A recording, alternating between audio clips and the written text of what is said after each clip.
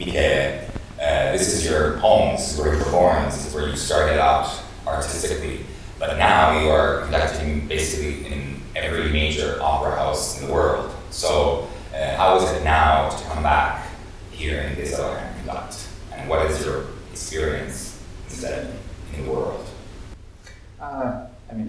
Every time it's such a great pleasure for me to come here because, as you told me, this is my Pesaro. It's my life. It's my home city. My wife and me chose to keep here our residence, and it's a great pleasure. Also because here the atmosphere you can feel, you can breathe in Pesaro and above all inside all the theaters of the Rossini Opera Festival. It's amazing because all the people who are working inside the Rossini Opera Festival can let you feel at home. Here, all the artists are at home because it's a different way to work. It's a great family. You are never alone. Every day, every rehearsals, you can have close to you the intendant, the artistic director, and it's so peculiar. And I think all these aspects continue to make the Rossini Opera Festival so peculiar in the music world. Michele, you've conducted here at the Rossini Opera Festival 4 times already. Sigismondo, Matilde di Chabran, Bouillon-Tell, this year Stabat Mater. Which is your next engagement? Which is going to be your next engagement here at the Rossini Opera Festival? Next year, in 2016, I opened the season conducting Donna del Lago, and I'm so happy because Donna del Lago and Cantel are my favorite Rossini's opera because, and even if there are a lot of years between them, the character, the atmosphere of these operas are so different compared to all the other Rossini's opera. Donna del Lago is very close to Guinter because you can feel the nature inside the music. The structure is just a bit different than the other operas. In Guinter, of course, it's absolutely the masterpiece, Rossini's masterpiece. But for me, it was always so exciting to understand how Rossini, the way which Rossini wanted to explain the life, the nature, because his writing wasn't naturalistic. Yes. His writing wasn't romantic, and he hated romanticism. That's why he wanted to write Guinter, to show the people he was able to do it.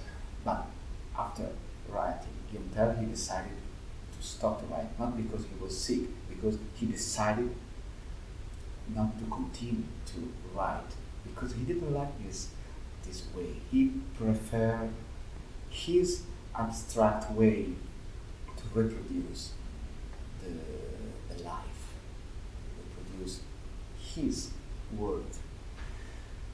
In Donna del Lago, you can hear the water from the beginning till the end, and the lake. It's so important, not because it compares with the title, because if you stare at the mountain, you can fix your eyes. But if you stare at the sea. You can't fix your eye. You can't grab ground. You can't grab water. That's why in Donna del Lago you can't understand the real relationship between all the characters. Because you have one story on the libretto, black and white, and you have another story in the music, and it's not the same story. What is your relationship with stage directors? It's very important, obviously. What we want to know is, how do you actually intervene? Do you force if you think that what you're seeing is not right, and when do you step back and let the stage director actually do his job? I mean, it's very important to understand when you have to step back, because the respect is very important. So, conductor is a very important role, stage director is a very important role. Has to be respect from each other. Yes. Each other, and it's the same, obviously, with the singers. And the music has to be ahead. Our great mistake may be if we decide to be first. And I think our great mistake is to consider ourselves more important than the music. My relation with stage director, it was always beautiful, no problems at all. No problems because I wanted to, when it was possible, to meet them before starting to work together. And of course, when I don't agree, I want to talk, to explain my opinion, my ideas, trying to explain him or her why for me it's not working, this idea. But the most important thing is the respect of the music. Sometimes I ask a stage director to listen to the music, to understand the music. What do you think about this precise moment in which D minor becomes D major? You have to ask yourself why. You have to ask yourself the reason composer wanted to change the tune, to change the harmony, or to change the rhythm. It's not a movie soundtrack, it's theater. Now we want to know which is your dream opera, an opera that you would that you want to conduct. If you're going to actually do it, or if it's something in your mind. But anyway, the opera that you would like to conduct. I fell in love with operas, with Verdi's operas, with Verdi's theaters. Amazing musical theater. So this is my dream. I mean, I'm very lucky because I can conduct this opera. My dream in the symphonic repertoire, for example, is conducting Mahler music. It's now I'm starting to approach this kind of music. I conduct the two Lieder cycle, Eines Feiernden Gesellen and Kindertote Lieder, and I want, of course, in a bit I conduct these great symphonies, and it's a wonderful music because you can understand the where the life finishes and where the death begins. begins, and